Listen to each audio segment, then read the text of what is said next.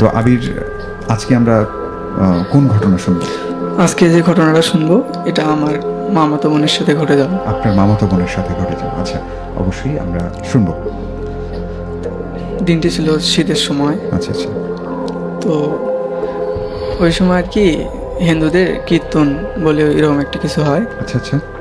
তো আমার মামাতো বোন মানে আর ইচ্ছে করছে আর কি ওগুলো দেখতে যাবে। ওকে। বাড়ি থেকে পারমিশন নিয়েছে, নিয়ে তারপর গেছে। কীর্তন দেখে আসার সময় রাত বাজে 12টা এরকম। আচ্ছা। তারপর হুম এরকম আসতেছে চুল ছেড়ে দেওয়া অবস্থায়। হুম হুম। তো এখান থেকে নাকি একটা খারাপ জিন দৃষ্টি করছে আর কি। আচ্ছা আচ্ছা। ওকে। তারপর বাসা আসলো ভালো। হুম। তো পরের দিন আমার মামি সন্ধ্যার সময় আর কি পিঠা করছে আর কি, পিঠা বলি। তো আমার মামাতো বোন 2 হাতে 2টা পিঠা নিয়ে ওদের বাড়ির সামনে উঠানে দিয়ে দাঁড়িয়ে পিঠা দুটো রাতের বেলা খাচ্ছে। হুম। তো বাজারের সামনে তো হঠাৎ করে সামনে একটা কালো বিড়াল হুম। এসে ম্যাও করতেছে। আচ্ছা। মানে কি আর কি বোঝাতে যাচ্ছে যে আমাকে দাও, আমি খাবো, হ্যাঁ। এইরকম আর কি। আচ্ছা। তো ওর কথা ও দিবে না। ওইরকম করতে করতে বিড়ালটা ওর বুকের উপর ঝাঁপ দিছে, মাটির সাথে শুয়ে পড়ছে একদম। হুম। এটা কেমনে সম্ভব আপনি বলেন রাতুল ভাইয়া? একজন সাধারণ বিলাই একটা মানুষের উপর ঝাঁপ দিলে মানুষ মাটিতে শুয়ে যাবে? না, এটা তো কোনোভাবেই সম্ভব নয়, কারণ একটা বিড়ালের ওজন হবেই বা কতটুকু? সর্বোচ্চ 5 থেকে 8 কেজি সর্বোচ্চ, এরকম। বাট এই সামান্য ওজন তো একটা মানুষ পড়ে যাওয়ার কথা নয়। জি। তারপর এরকম করে বিলাইটা আর কি পিঠে দুটো মানে খাবে আর কি। ওকে। বিলাইটা আর কি এরকম করতেছে আর কি, ওর কথাও ও দিবে না আর কি। আচ্ছা। বিলাইটাকে ফেলে দিয়ে ওই পিঠা নিয়ে বাসায় চলে যাচ্ছে কাঁদে। তো পরের দিন সকালবেলা কি হয়েছে ওর, এখন আমার মামার বিয়ে, পরের দিন সকালবেলা ছোট মামা, তো ওর হলো জ্বর। এতটা পরিমাণে জ্বর হচ্ছে যে বিছানা থেকে উঠতে পারছে না। তো এক পর্যায়ে মামা আর কি ডাক্তারকে ফোন করলো। ফোন করার পর ডাক্তার বাসায় আসলো, আসার পর ওষুধ লিখে দিল। আচ্ছা। তো ওষুধ লিখে দেওয়ার পরও বেশ কয়েকদিন, প্রায় 15-20 দিন যাবত ঠিক হচ্ছে না। দিন দিন শুকিয়ে কাঠের মতো হয়ে যাচ্ছে খাওয়া দাওয়া নিয়ে। আচ্ছা। তারপর এরকম করতে করতে বিভিন্ন ডাক্তার পরামর্শ নিতে দেখে একসময় যে রোগটা ঠিক হচ্ছে না আর কি।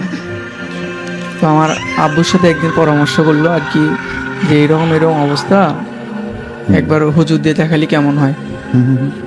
তারপর আব্বুর সাথে পরামর্শ, আগেও এই যে এতদিন অসুস্থ ছিল কোনো হুজুরকে দেখেন না, হ্যাঁ হ্যাঁ, ভাবছি এটা রোগ আর কি। শুধুমাত্র মানে ডক্টরের মাধ্যমে ট্রিটমেন্ট করা হয়েছিল। তারপর আমার আব্বুকে জিজ্ঞাসা করলো যে এরকম আপনি হুজুর নিয়ে আসেন 4-5টা, নিয়ে এসে দেখেন। তো হুজুর আসিয়া আর কি ওর উপর পানি পড়া ছিঁড়ে দিচ্ছে। তো আচ্ছা। ছিঁড়ে দিয়ে তারপর বুঝতে পারছে যে এটা একটা বদজিন আসর করছে। তারপর হুজুর তার সাথে আরো 5-6 জন সঙ্গী ছিল, তারা সবাই মিলে আর কি করলো, বাড়িটা আর কি বন্ধ করে দিল আর কি। বন্ধ করে দেওয়ার পর তো হুজুরা ওদের মতো চলে আসছে, কিন্তু তার কিছুদিনের মধ্যে আবার ওই বনটা ছুটে গেছে আর কি, বদজিনটা দৃষ্টি দেওয়ার কারণে। ওকে। দিনের পর দিন সমস্যা এরকম, মানে ঘুমের ঘরে আবল তাবল বলে, মানসিক বলে আমি তোকে খেয়ে ফেলবো, হ্যান ত্যান এইরকম আর কি। আচ্ছা। তারপরে গরুর মাংস কথা বললেই খেপে যায়, মনে হয় ধরে মারবে, এমন অবস্থা।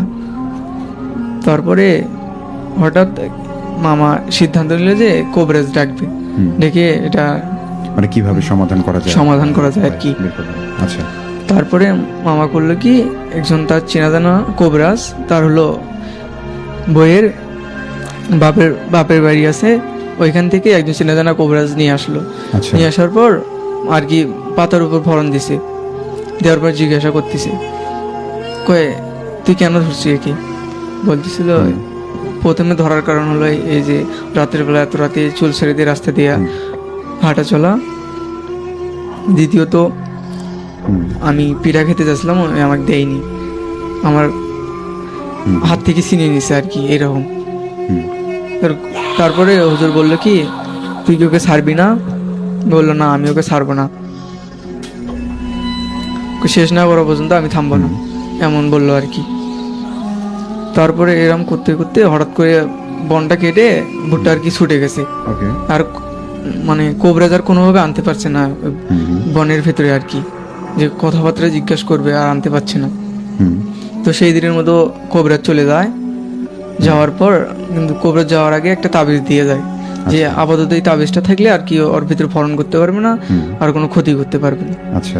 তো ওই পরের দিন সকালবেলা উঠে মানে ওদের বাড়ির পেছনে খেলাধুলো করতেছে, তো নাপাক জায়গায় পাও পড়ছে, পড়ার পর ওই তাবিজটা ছুটে গেছে। ওই বলতে পারে না যে কেমনে ছুটে গেল। হুম। তারপর আবার এরকম সমস্যা আবল তাবল বলা শুরু করলো। এক পর্যায়ে এক হুজুর আনে আবার বাড়িটা বন্ধ করে দিছে। হুম। দেওয়ার পর আবার ওই বনটা জিনটা কাটে মানে আর কি বদ দৃষ্টি দিয়ে আর কি বানটা কাটাই ফেলছে আর কি। হুম। তারপর হুম। জিনটা দিন দিন অনেক সমস্যা করতেছে। Okay. বাড়িতে ঢেলাই রাত্রের বেলা করে, কাউকে ঘুমাইতে দেয় না। এরকম করতে করতে আবার একটা নতুন কোবরাজ দেখালো আর কি। হুম। হুম। দেখানোর পর তিনি আর কি জিনটাকে তো ছাড়াতে পারে নাই। আচ্ছা। তারপরে জিনটাকে শুধু মুখ দিয়ে এটা বলেছে যে আমি ওর সাথে থাকবো, কিন্তু ওর কোনো আমি ক্ষতি করব না, আর যে আমার ক্ষতি করার চেষ্টা করবে আমি তাকে ছাড়বো না, এমন কিছু বলে আর কি। তারপর কুবরাজটা আর কিছু করতে পারেনি, এই পর্যন্ত ছিল আর কি। তারপর একদিন হঠাৎ আমি হলো নানা বাড়িতে গেছি। যাওয়ার পর একটা বড়শি ছিপ নিয়ে আমি আর কি পুকুরে মাছ ধরার জন্য গেছি। যাওয়ার পর মাছ ধরতেছি, ধরতে ধরতে একটা বিশাল বড় মাছ, প্রায় আমার সমান হবে, লাল মাছ একটা, ডিগির মাঝখানে বারে বারে উঠে ভেসে ওঠে বারে বারে। আচ্ছা আচ্ছা, মানে আপনি হ্যাঁ, আপনি যখন মাছ ধরছিলেন? মাছ ধরছিলাম। ওকে। আমি তো দেখে লোভে পড়ে গেলাম যে এই মাছটাকে ধরতে হবে যে করে হোক। না, মাছের প্রতি কিন্তু একজন সাধারণ মানুষের যারা মাছ ধরার প্রতি মানে মাছ আকর্ষণ বেশি থাকে, রাইট? জি। তারপর আমি ওটা ধরার জন্য আর কি বাসা থেকে গুড়া নিয়ে এসে ভিজিয়ে পানিতে দিলাম, যে বড় মাছ কানির দিকে আসবে আর কি, আমি তখন ছিপটা দিয়ে ধরবো। কিন্তু না, আসে না, মাঝখানে বারে বারে ভেসে ওঠে। আচ্ছা আচ্ছা, মানে আপনি চেষ্টা করছেন মাছটি ধরার জন্য, বাট শুধু মানে মাঝখান থেকে নড়ছে না মাছ? না, ওখানে ওখানে ঘুরে ঘুরে। তারপর আমি আমার মামাকে জিজ্ঞাসা করলাম, তো মামা বলে না, ওটা বন্যা হচ্ছিল, তো মনে হয় বন্যার মাছ নদী থেকে আর কি পুকুরে ঢুকছে আর কি। তো তারপরে তো আমার মামাতো বোন একটু সুস্থ, তো একদিন পুকুরে গোসল করতে নামছে, তো নামার পর সাঁতার কাটতে কাটতে পুকুরের মাঝখানে হঠাৎ করে মাছটা ভেসে উঠে ওর লেজটা দিয়ে বুকে বাড়ি দিছে একদম ওইরকম। ওইখানে তো ওরা মনে করেন যে ভয়েতে এমন অবস্থা, কি করবে না করবে তার ঠিক নেই। আচ্ছা। তারপরে এমনই অবস্থায় উঠে আসার পর অনেক ভয়ে শরীরে একদম জ্বর এসেছে।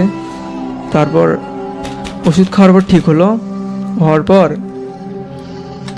ভূতটা আবার সমস্যা শুরু করে দিয়েছে। রাতের বেলা যেখানে যায় ওর সাথে সাথে যায়, যা অনেক সমস্যা করে, বিরক্ত করে আর কি, ভয় দেখায়। তো এরকম করতে করতে মামা একজন ভালো কোবরাজের সন্ধান পায় আর কি। তারপর কোবরাজকে ডাক দেওয়ার পর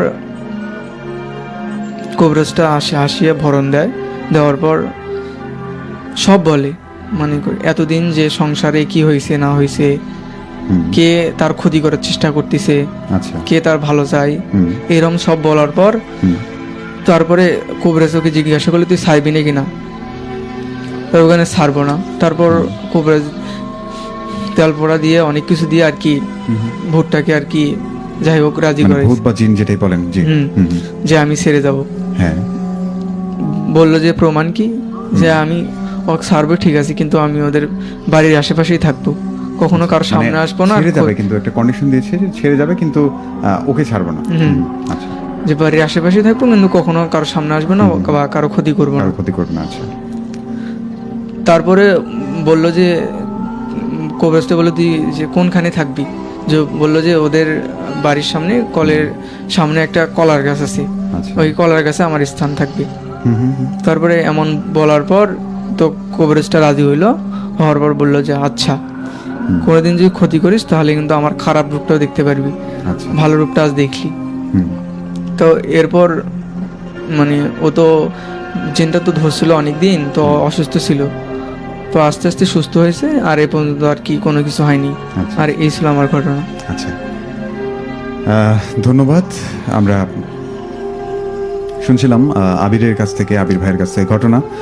আশা করছি আপনাদের ভালো লেগেছে। এই মুহূর্তে আমি আপনাদের কাছে জানতে চাই যে আমরা প্রথম যে ঘটনাটি শুনলাম আবির ভাইয়ের কাছ থেকে, ওনার এই ঘটনাটি কেমন লাগলো আপনাদের?